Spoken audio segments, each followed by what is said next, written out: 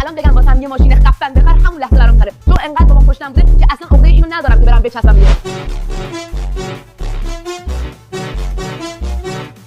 در کانادا من 2 سال دارم امتحان زبان میدم، درس میخونم، مدارکم رو میکنم، یه هفته دارم میرم کانادا. آشناست؟ آره. و اینکه چند میگیره؟ نمیدونم بابا الان داستان من شوخی نیستش که شما دارید شوخی بچا جدی بگیرید. بحث میکنم. بگو. امیر حسن رمزیاشو نه کرده بود. عزیزم.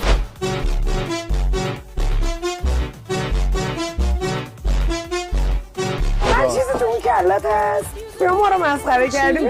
من آدمیم که من تا فوق لیسانس خوندم واسه دکترا قبول شدم. خب دانشگاه نرفتم، هنرهای زیبای تهران هم درس خوندم. واقعا به خودم افتخار میکنم به خاطر اینکه کل زندگیمو در حال درس